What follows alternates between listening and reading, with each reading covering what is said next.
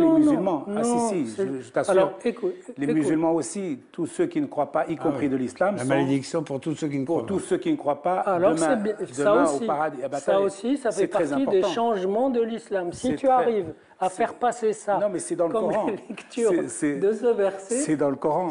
Alors moi, je veux prendre un autre exemple, Josie, si vous permettez. Oui. À propos d'Abraham, il y a un verset, il dit, je ne vais pas le citer en arabe, on ne va pas abuser, et aux gens du livre, pourquoi vous disputez-vous sur Abraham? Abraham n'était ni juif ni chrétien parce que la Torah et l'Évangile sont descendus après lui.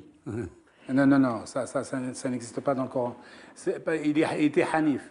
Non, il n'est ni juif ni chrétien. On a bien accusé les juifs d'avoir falsifié les Écritures dans l'islam, en disant que, par exemple, Abraham, on dit que dans la Torah qu'Abraham a sacrifié Isaac, et dans le Coran, pas du tout, c'est Ismaël qui l'a sacrifié. Prends ton Coran, prends le Coran, c'est de mauvaise interprétation. Peu importe, lis. Vous pouvez lire, il est au courant.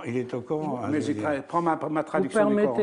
Prends ma traduction du Coran. Je lis. Mais ce n'est pas le problème. L'essentiel n'est pas là. Vous allez voir. Mais si, l'essentiel, vous allez voir, c'est l'usage qui en est fait aujourd'hui. Je lis. Oui. Aux gens du livre, pourquoi vous disputez-vous au sujet d'Abraham? Lima tuhajjuna fi Ibrahima wa ma Tawrat wal Injilu illa min ba'dihi. Afala tu'qilun, ça veut dire, peut-être vous allez comprendre. Abraham n'était ni juif ni chrétien. Abraham a appelé Ibrahim, d'ailleurs. Kana hanifan, c'est un homme pieux. Ah oui. Un ami de Dieu, musulman, soumis à Dieu. Soumis à Dieu. Soumis à Dieu. Le problème est de savoir si on dit soumis, est-ce que ça veut dire qu'il est musulman? C'est un hanif, un ami de Dieu. Oui. Il a créé il est un monothéiste. Il est un monothéiste dans le prémonothéisme. C'est ça. C'est en cela qu'il est un grand prophète et c'est en cela qu'il est soumis à Dieu, parce qu'il écoute la parole de Dieu. C'est ça. Alors de là, peut-être des ignorants considèrent qu'il est déjà musulman. C'est possible. Dans une classe, pas forcément de banlieue, la prof veut faire un petit cours d'initiation aux religions. Oui. Elle dit, bon, il y a 3 monothéismes. Le premier, c'est le judaïsme. Le deuxième, c'est le christianisme. Le troisième, il y a un doigt qui se lève. Dame, vous avez tout faux. Non, mais c'est un enfant. Oui, ça, ce sont des enfants. Non, mais enfin, c'est une anecdote. Les enfants, c'est important parce que les enfants expriment ce qu'ils entendent dans leur tradition. C'est la réalité sociologique, tu as raison. Que les parents n'arrivent pas à dire. Dame, vous avez tout faux. Il dit, attends, je ne veux pas dire la qualité, etc. Je dis la chronologie. Le premier, c'est le judaïsme. Le deuxième, et là, c'est toute la classe qui dit, Dame, vous avez tout faux. Or, le premier, c'est l'islam. Ce garçon, ça peut être que or, ce garçon, les enfants, ça existe aussi, qu'ils expriment des choses inconscientes chez les autres. Cet enfant n'a pas débloqué. Il a simplement traduit le fait que le verset qui dit qu'Abraham est musulman, qui en arabe veut dire musulman, ce verset s'est transmis jusqu'à nos jours. Oui. Alors maintenant, le piquant de l'histoire, c'est quoi? C'est que cette prof, c'est une musulmane. Il y a une chose intéressante, Daniel écrit que toute religion est sectaire, donc c'est vrai du judaïsme comme c'est vrai de l'islam. Oui, mais l'islam... Que toute religion, d'ailleurs, se construit en opposition par rapport aux religions précédentes. Oui, c'est vrai. Est-ce que c'est inévitable? Ça ne devrait pas l'être. Pourquoi? Parce que quand vous ouvrez le Coran, Daniel ouvre le Coran sur un petit bout de phrase, ce qui est bien, ce qui est aussi son droit, évidemment. Je l'écoute, je l'entends. Mais il y a d'autres textes. Mais il y a d'autres textes. Il y a aussi les 27 prophètes bibliques, à commencer par les prophètes juifs, qui sont tous dans le Coran et qui sont tous honorés comme de grands prophètes et respectés comme tels. Et le Coran le dit, il faut les respecter comme vos prophètes. Il y a l'histoire de Marie. Marie, la seule femme du Coran, c'est quand même une femme. C'est Marie. C'est pas Khadija, c'est pas Aïcha, c'est pas Fatima, sa fille. C'est Marie. C'est-à-dire qu'il y a du respect pour le christianisme, mais il faut dire qu'en même temps, il y a dans le christianisme Coran... et le judaïsme. Oui, et le judaïsme, mais il y a en même temps dans le Coran une attaque assez violente contre le fait que le Jésus-Christ a été associé à Dieu. Oui, le Coran rejette cette idée qu'il y a Dieu et un fils de Dieu. Il n'y a pas d'attaque. Pas violente. L'islam ne reconnaît pas la Trinité. Il n'accepte pas l'idée d'association. Voilà, oui, exactement. Le Coran, d'ailleurs, l'un des péchés mortels, c'est l'associationnisme. C'est ça. Dans l'islam, si vous associez quelqu'un à Dieu, vous êtes un mécréant. Allah. Allah est Dieu unique parce que c'est le Dieu du monothéisme. Bon, c'est le même Dieu pour les Juifs et pour les musulmans. Il faut d'ailleurs dire, peut-être qu'on peut faire une petite digression, qu'il y a eu des contacts très étroits au Moyen-Âge entre les théologiens juifs et les théologiens musulmans, qui s'occupaient absolument des mêmes problèmes théologiques. Oui, tout à fait. Je suis très frappé. Ils ont les mêmes questionnements. Ce qu'on appelait les Mutazilites, n'est-ce pas? Les Mutazilites, oui. Il y avait des théologiens musulmans qui réfléchissaient au Coran exactement dans les mêmes termes que les Juifs, les rabbins réfléchissaient sur la Torah. Exactement. Ils travaillaient même ensemble, oui. Y compris avec les chrétiens. Abraham de Tibériade avec Abdurrahman qui est dans un dialogue fécond de réflexion sur la nature de Dieu, sur la nature de la foi, de la transmission, de l'islam, du judaïsme, du christianisme. Ça a toujours soulevé des polémiques et des questions très intéressantes, très profondes, mais toujours traitées correctement par les savants. Il y a des grandes malédictions que Daniel cite dans son livre contre les non-croyants, les autres, mais d'un autre côté, il y a aussi un rapport très fort aux gens du livre. Eh ben, moi, je pense que le lien aux gens du livre dépasse l'ensemble des récriminations qu'on peut trouver dans le Coran. Même si Daniel Sibouni va jusqu'à l'inconscient collectif et fait une psychanalyse appliquée à chaque verset, je lui dis en tant que confrère, parce que c'est mon confrère, que peut-être là, il pêche par trop de professionnalisme. C'est pas tellement la violence qui est présente dans le Coran et dont je donne toutes les preuves nécessaires. Ce n'est pas ça le problème, puisque vous l'avez rappelé, toute religion, toute identité, même identité personnelle, se fonde dans un rejet, une violence, etc. C'est une loi humaine, c'est inévitable. Le problème... Vous écrivez qu'il faut reconnaître que toute culture est irréductible à une autre culture. Vous acceptez aussi ce diagnostic? Oui. Bien sûr, c'est évident. Et c'est même en tant qu'elles sont irréductibles qu'elles peuvent tisser des passerelles, des tressages entre elles. Donc, je reviens le problème, c'est la censure et l'autocensure, y compris chez des musulmans. Un des stimulants qui m'ont poussé à écrire ce livre, c'est que j'étais à une assemblée sur le thème Islam et violence. J'étais à côté d'un auteur musulman connu, respecté, qui commence par dire « Il n'y a aucun rapport entre l'islam et la violence qui s'en réclame. » Car... Ça veut dire entre l'islam et l'islamisme. Entre l'islam, il lui a dit entre l'islam et le terrorisme. Oui, il a bien raison. Il n'y a aucune. Et il dit, la preuve, il y a ce verset du Coran, ne tuez pas l'homme que Dieu a sacré. Moi, j'étais à côté de lui et je dis, tu peux me rappeler le verset, la sourate. J'ouvre mon Coran et je lis, ne tuez pas l'homme que Dieu a sacré, sauf pour une cause juste. Et là, je lui ai dit, il faut que tu fasses attention parce que des islamistes, des terroristes peuvent se réclamer aussi de ce verset. Alors pourquoi moi je ne lis pas, vous pensez bien que j'ai lu le Coran dans tous les sens, avant de commencer à écrire mes 3 monothéismes il y a 20 ans, ou Nom de Dieu il y a 18 ans. Et j'ai intitulé ce chapitre « Lisez la suite ». Le silence, quand j'ai posé cette question à cet homme, je lui dis « Qu'est-ce que tu dis de ça ?» Il s'est tu. Et ce silence m'a touché. Ce silence signifiait qu'il était coincé. Si on nie le problème en disant qu'en fait, il n'y en a pas, il n'y a rien à résoudre. Votre livre le montre, il y a manifestement un problème d'assimilation pour la société musulmane qui vit en France. Par exemple, vous pouvez nous commenter ça, le problème à l'hôpital, par exemple, lorsque des femmes musulmanes ne veulent pas être soignées par des hommes médecins. Est-ce qu'il y a quelque chose dans l'islam ou dans la religion musulmane qui ferait que les musulmans seraient inassimilables en France? Il y a des gens qui pensent ça. Ah ben moi je ne pense pas du tout. Moi non plus. Moi je pense que les musulmans sont chez eux partout où ils sont, dès lors qu'ils intègrent le concept de citoyenneté et qu'ils se comportent en citoyens. Une fois qu'ils se comportent en citoyens, qu'ils fassent la séparation, la césure entre leur vie de citoyen avec tout le monde.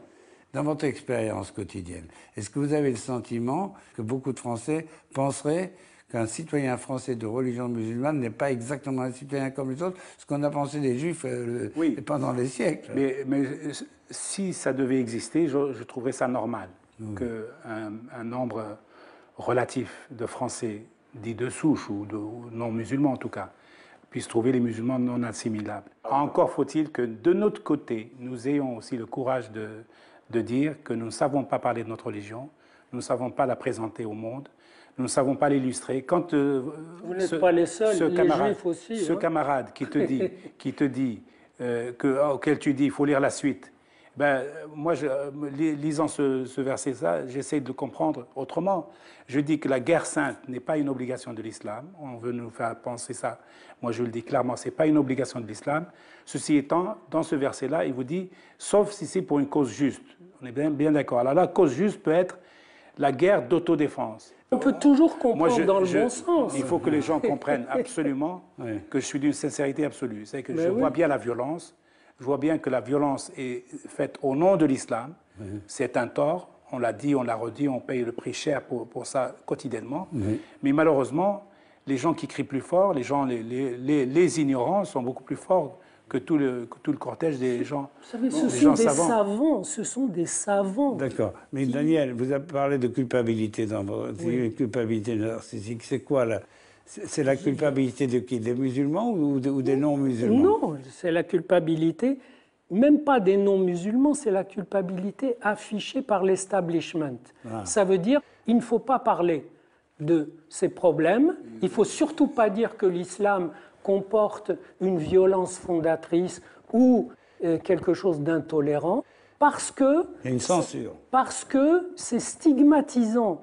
Or, le problème, c'est qu'on en est à ce qu'aujourd'hui, il y a peu de temps, j'ai entendu une sociologue musulmane qui dit, comme ça, ex cathedra, il faut qu'à partir de maintenant, ceux qui font des actes violents et qui sont musulmans, il faut déclarer que ce ne sont pas des musulmans. Il faut déjà qu'ils le soient. Ils le sont. Non, mais non, ils se réclament de l'islam. Moi, je prétends... Vous voulez dire, pour vous, un musulman qui se conduit mal est un aussi mauvais musulman qu'un juif qui se conduit mal. Je ne sais pas... On ne peut pas dire que c'est un non-musulman. Je ne sais pas ce qu'il en est des juifs, mais je peux vous dire qu'un bon musulman, il ne doit pas mener la guerre à autrui. Déjà, il faut qu'il commence par se mener la guerre à lui-même, déjà pour commencer. Est-il exact que le mot djihad n'a pas un sens agressif, que étymologiquement, pas du tout. Le djihad, c'est une unification de la personne? Djihad de jihada, c'est combattre, se combattre, faire un effort. Le combat. Voilà. Mener un combat de l'esprit, par exemple. Ah oui. C'est-à-dire qu'un penseur, il mène une djihad contre l'ignorance.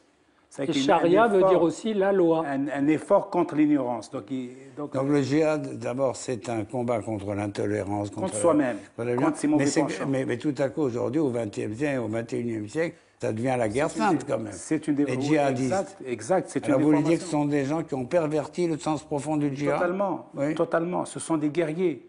Ce sont des guerriers qui en quête de puissance. Et les hommes politiques, ici en France et ailleurs, qui ne veulent pas attaquer l'islam ou qui disent ne touchez pas à l'islam, qu'ils veulent sanctuariser. Pour l'enfermer. Quand ça les arrange. Je vous assure que c'est quand ça les arrange. Quand l'inverse les arrange, ils auraient la main plus ouverte. Quand ça les arrange, c'est des jeux de puissance. Et ça donne, je vais vous dire juste une phrase, je termine, Daniel, avec ça. Enlever l'appât du gain, enlever le goût de la puissance, et l'envie de faire des crimes, de commettre des crimes, qui est une pulsion ancestrale. Enlever la jalousie des hommes par exemple, par rapport à leur épouse, leur femme, etc., qui soient plus respectueux de leur compagne, du respect de son statut, en fait, de sa promotion, etc. Vous n'aurez plus à parler de l'islam en termes négatifs. Oui. à terme négatif. Il y a quand même de temps en temps des choses, elles sont anecdotiques, je trouve qu'il ne faut pas leur faire un sort trop important, mais il y a eu un procès où un imam qui avait dit qu'il fallait battre femme infidèle, il a été acquitté par un tribunal français en disant c'est un problème religieux, c'est pas un problème social. C'est pas un problème religieux. Là, je vous dis tout de suite, c'est pas un problème religieux. Oui. C'est un imam caricatural qui ne représente même pas les imams. Je suis souvent en colère contre les imams qui ne sont pas dans la transmission de la belle parole de l'islam. Mais là, pour le coup, il ne représente rien du tout, il ne représente que lui-même. C'est un misogyne pur jus, point. Il y a tout de même en France, me semble-t-il, deux types d'imams. Il y a des imams qui sont extrêmement ouverts, tolérants, etc. Il y a aussi des imams qui partagent un peu les idées de l'Arabie Saoudite, non? C'est possible. Je vais vous dire, vous êtes sûrement mieux placé que moi, et Daniel est sûrement mieux placé que moi pour repérer ces imams-là. Moi, ce qui m'importe dans tout ça, c'est de transmettre la parole de vérité, la parole de justice, la parole de paix. C'est ça mon rôle. Mon rôle est de dire, y compris aux imams, que vous êtes meilleur imam quand vous transmettez la vraie parole de l'islam, qui est une parole de paix. Alors Daniel, vous dites dans votre livre, vous parlez beaucoup de la culpabilité, du sentiment de culpabilité peut éprouver l'Occident. C'est aussi un peu un rapport au colonialisme. Il y a une mauvaise conscience de l'Occident par rapport à l'islam. Oui, mais je dis que cette culpabilité que j'appelle narcissique et même perverse est un prolongement mental du colonialisme. Parce que quand vous vous posez comme responsable des problèmes de ces pauvres gens qui ne sont pas assez grands pour se défendre, pour parler, pour défendre leurs textes, etc., à ce moment-là, c'est pire que du paternalisme. Vous leur arrachez leurs problèmes. Mais ce qui me paraît très grave, c'est la politique européenne, essentiellement européenne, pour gérer ça sous le signe d'une éthique de la faute, de la culpabilité, pas en disant il n'y a pas de problème, etc., en disant si vous dites qu'il y a des problèmes, vous êtes des stigmatiseurs, vous êtes des islamophobes, etc. Là, ça veut dire que ça fait une pression que les gens ne peuvent plus endurer. Je voudrais qu'on revienne à des problèmes un peu plus concrets. Par exemple, j'ai trouvé qu'il y avait une grande injustice que souligne Daniel Sibony dans le fait que les musulmans sont quelquefois stigmatisés parce qu'on n'étourdit pas l'animal avant de l'immoler, oui. Oui, avant de l'immoler. Enfin, on emploie des mots sacrés alors qu'il s'agit simplement de manger de la viande. Hein. Et oui. C'est considéré comme un acte sacré, par exemple, dans le judaïsme. Le fait d'égorger l'animal pour lui sortir tout son sang, c'est pas considéré comme un acte sacré, c'est un acte alimentaire. C'est une exigence religieuse, mais vous n'êtes pas un égorgeur, ce n'est pas un prêtre. Est-ce que dans l'islam, l'acte d'abattre un animal est plus sacré, puisqu'il faut se tourner vers la Mecque, si je me trompe. Il faut se tourner vers la Mecque, et surtout, c'est impératif, sinon l'acte est non valide. Il faut le faire, il faut l'immoler au nom d'Allah. C'est surtout ça. C'est l'immolation au nom d'Allah. Ah, la shérita. Oui, il y a une bénédiction. Il y a une bénédiction. Qui nous a ordonné de faire l'abattage rituel. C'est ça. Voilà. Au nom d'Allah. Si ce n'est pas fait au nom d'Allah, ça tombe dans le polythéisme, dans l'abattage simple, c'est de la boucherie simple. Oui.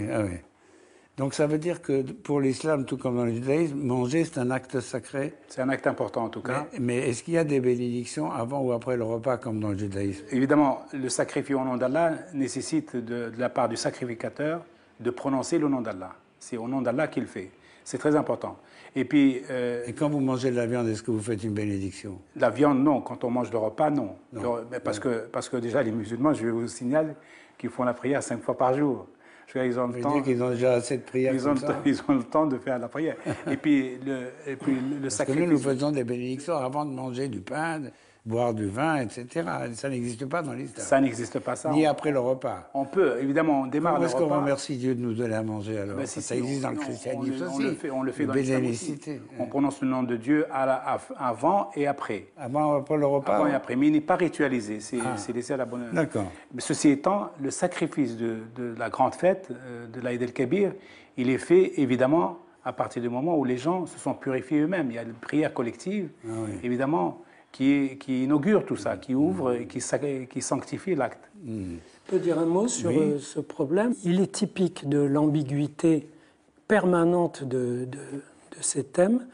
Et je ne suis pas sûr, moi, que la plupart des gens qui sont contre la viande halal, partout dans l'école, par exemple, pour tout le monde, parce que maintenant, c'est un vrai problème, c'est qu'il y a des écoles où il n'y a que de la viande halal, c'est-à-dire permise par le Coran. Ça, le mot halal veut dire permis. Halal, c'est permis, et comme kasher en hébreu. C'est ça. Donc, c'est pas tellement vous savez, l'animal abruti avant, pas vraiment abruti.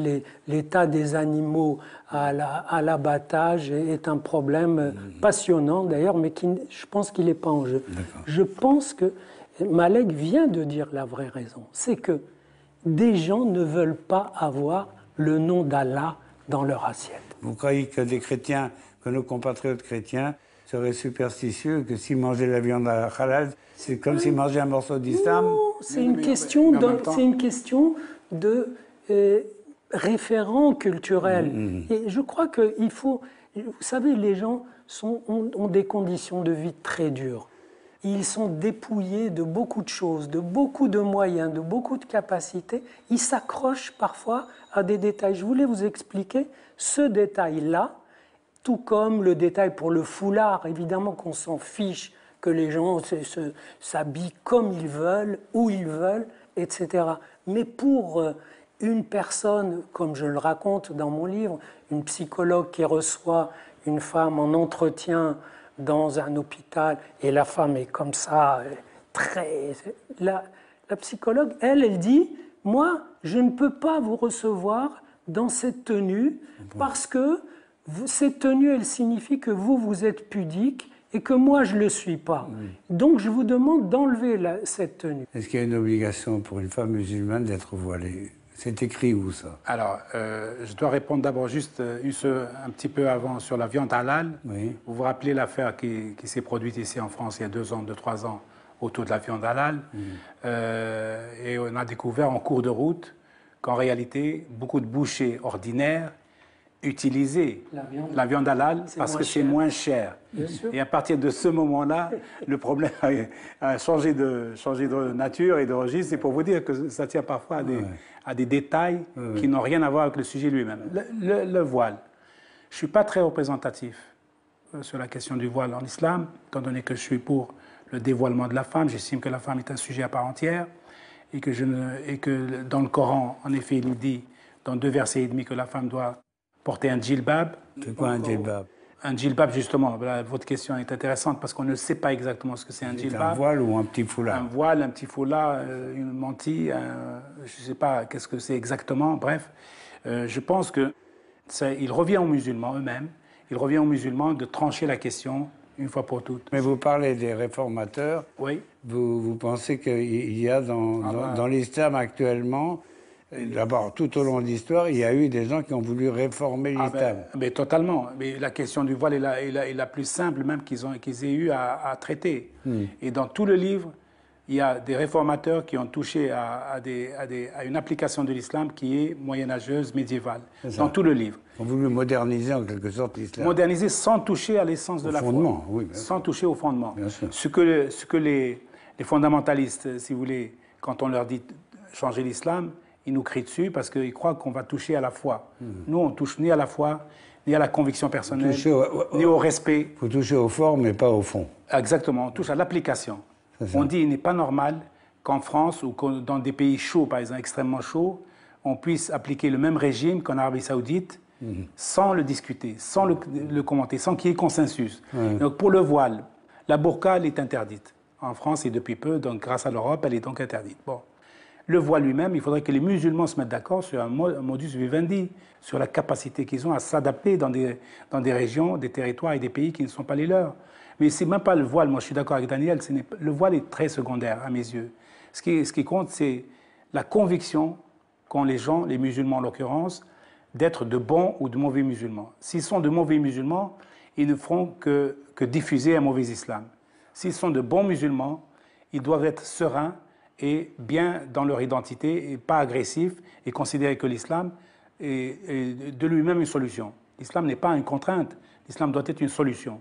Et donc il faut que ça commence par être appliqué et entendu par les musulmans eux-mêmes. Donc vous ne vous contentez pas d'un dictionnaire des réformateurs, mais vous espérez qu'il y qu'il y a des réformateurs, il y a vraiment des mouvements sérieux de réforme, disons de modernisation ou d'allègement de l'islam pas en Arabie Saoudite, mais non, pas en Égypte, pas en Arabie Saoudite, dans les universités, dans les académies. Pas en Arabie Saoudite et pas lorsque l'islam est en crise. Quand l'islam est dans une guerre sainte, quand l'islam est dans une guerre sainte entre sunnites et chiites, il est difficile que la voix des réformateurs puisse être entendue.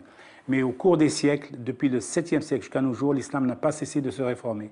Je fais ici la recension exacte et rigoureuse et contrôlée de tous les grands réformateurs. Je peux vous dire que ce qu'ils ont fait par le passé, ça dépasse largement ce que nous faisons aujourd'hui en croyant être courageux. Quelles sont les principales réformes de ces grands réformateurs que vous citez? D'abord, la plus grande réforme, à mon avis, c'est la réforme interpersonnelle. C'est que doit être le musulman par rapport à autrui. À l'autre musulman. À l'autre musulman, mais surtout à l'autre, le non-musulman. C'est ça. Le non-musulman. Le lien, par exemple, le lien à la loi. Par exemple, est-ce que aujourd'hui l'imam a vocation d'être un imam à la mosquée et d'être un chef politique à la sortie de la mosquée? Il y a un réformateur musulman au début du XXe siècle, en 1925, qui a écrit un livre, Les fondements du pouvoir en islam, qui a démontré que seul le prophète a été à la fois prophète et homme politique. Après lui, c'est que des hommes politiques et éventuellement des imams. Donc, séparation des deux corps. Et les imams ne sont pas des prophètes. Les imams ne sont pas des prophètes et pas même des hommes politiques. Et les hommes politiques ne sont pas des imams non plus. Ah, d'accord. Donc vous êtes pour la séparation de l'Église et de l'État, enfin disons de la mosquée et de l'État. Mais totalement. Oui, d'accord. C'est ce que les réformateurs musulmans ont fait. Absolument. Et tous les réformateurs disent ça. C'est le problème numéro un. C'est que si vous n'avez pas d'état de droit, vous ne pouvez pas parler de réforme, vous ne pouvez pas parler d'islam, de bel islam. Si vous n'avez pas un élément référent. Jusqu'en 1923-24, il y avait le califat. Mais maintenant, il n'y a plus le califat. Ils veulent nous faire un autre califat. Ils veulent le réinstaller. Le réinstaller. Mais ils ne vont pas le réinstaller. Ça voudrait dire une unification de l'ensemble du monde arabe. Mais je vais vous dire, il va se passer la chose suivante. Entre la Syrie, le Liban, il va se passer la chose suivante, à mon avis. Comme tous les potentats qui sont dans le coin adorent le pouvoir, ils vont s'unir ponctuellement contre les djihadistes. Ah bon. Ils vont s'unir. Parce que l'Égypte, qui va être un peu le pays leader à mes yeux, parce qu'elle est un peu mitoyen, elle va réaccorder l'Arabie Saoudite avec l'Iran. Bon. Et il n'y aura pas de califat, parce que les pays arabes eux-mêmes vont s'unir ponctuellement sur cette base. Nous disions que les imams ne sont pas des prophètes, mais sur ce point, je souhaiterais que vous soyez vous-même prophète. Alors, qu'est-ce que vous pensez de cette évolution de l'islam? Est-ce que les réformateurs, est-ce qu'on sent aujourd'hui une possibilité? D'abord, est-ce qu'il y a un islam moderne, à votre avis? Je suis plus que favorable à cette idée de réformateur permanent, de réforme en permanence, parce qu'elle signifie aussi que ça pointe les problèmes. Que si on veut réformer, c'est qu'il y a un problème. Mais il y a déjà des problèmes où on voit qu'il y a des progrès. Par exemple, pour prendre un exemple qui peut paraître trivial, les femmes ont été autorisées à avoir un permis de conduire. C'est très récent, ça, dans certains pays arabes. En Arabie, c'est tout récent. Oui. Mais je vais vous dire même, sur la question du voile, aujourd'hui, on traite ici comme un problème insoluble.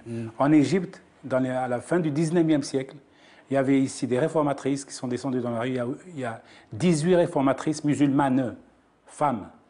Et elles sont recensées dans ce livre. Et il y en a une qui est descendue dans la rue et elle s'est dévoilée. 3000 femmes égyptiennes l'ont suivie dans la rue. Il y a des gynécologues, il y a des avocates, il y a des imams, etc., qui mènent un combat magnifique. Mais il n'est pas, évidemment, médiatique, parce qu'il ne plaît pas ni aux uns ni aux autres, ni à l'Occident, ni aux potentats, ni aux fondamentalistes du monde arabe. Est-ce que ces progrès pourraient faire qu'il y ait moins de phobie de l'islam? C'est le titre de votre livre. C'est tout le problème. Moi, je ne peux que souhaiter bonne chance à tous ces efforts réformateurs. Et dans ma petite mesure dans ce livre, j'ai suggéré à la fin que changer l'islam implique de bien intégrer qu'on ne peut pas changer le texte fondateur. Ça, c'est une chose qui est acquise. Donc, comment changer un texte sans le changer, sans le transformer? Oui. Et j'ai suggéré que ça implique d'en parler. La seule façon de changer le rapport à un texte et le rapport qu'induit ce texte, c'est d'en parler. C'est pourquoi ça me ramène à la censure et ça me ramène au fait que les réformateurs, au moins, ont le mérite de pointer le problème puisqu'ils veulent le réformer. Et je terminerai par une petite anecdote. J'ai présenté ce livre à Toulouse et j'avais à côté de moi un jeune sociologue musulman qui aime bien ce que je fais et qui a animé un peu. Et comme j'ai dit que, vous savez, il y a un vrai problème. Pour les musulmans, c'est que les juifs et les chrétiens sont assez souvent maudits dans le texte. Et il y a un ami qui a suggéré que les musulmans fassent une courte prière pour que Allah suspende sa malédiction. Et ce jeune sociologue... Les juifs ont été maudits au Moyen-Âge dans l'Église aussi, puisqu'on disait que le vendredi saint, me semble-t-il, nous prions, on prie pour les incroyants, mais pas pour les juifs perfides. Ce jeune sociologue, et ça m'a beaucoup touché, il a écrit en arabe, sur un papier, une prière qu'il a lue à l'Assemblée et qui disait « Je demande à Allah de suspendre sa malédiction sur les juifs et les chrétiens le temps de cette réunion. » Cher Malek, je pense qu'il n'y a pas de haine entre juifs et musulmans, au contraire. Il y a une amitié judéo-musulmane. Vous avez tout à fait raison, je voulais répondre à Daniel. Ça s'appelle la fraternité d'Abraham. Entre autres, oui, pas ici en France. Je pense que ce n'est pas le Coran qui pose problème. C'est mon analyse à moi. Oui. Ce n'est pas le Coran lui-même qui pose problème, que son interprétation et surtout le cumul des âges, le cumul de l'histoire qui a fait que ça a cristallisé au fur et à mesure des haines individuelles ou collectives ou ponctuelles ou temporelles et desquelles on n'arrive pas à nous défaire. Et c'est tout le travail que nous faisons. C'est pas le Coran, on n'y touche pas, c'est un livre sacré, il le restera, et tant mieux. Non, mais c'est son interprétation. C'est son interprétation qui pose problème. Et surtout l'interprétation excessive d'une minorité, qui est d'ailleurs condamnée par le Coran lui-même, au sein de l'islam. Hein. Elle est condamnée parce qu'elle est violente. Oui. Et au nom de Dieu, on se permet des exactions tout à fait humaines et banales. C'est ça. Vous savez, l'homme de la rue et l'intellectuel en Europe, il achète le Coran en librairie, et il veut pouvoir en faire une lecture critique, donner son interprétation. Et ça, vous l'acceptez. Oui, moi, quelqu'un qui achète un livre, tout livre. Voilà. Déjà, je l'accepte et je l'apprécie et je le reconnais. Voilà. Il faut ouvrir le livre. Quand vous ouvrez un livre, vous êtes moins dangereux que celui qui parle du livre sans l'avoir ouvert.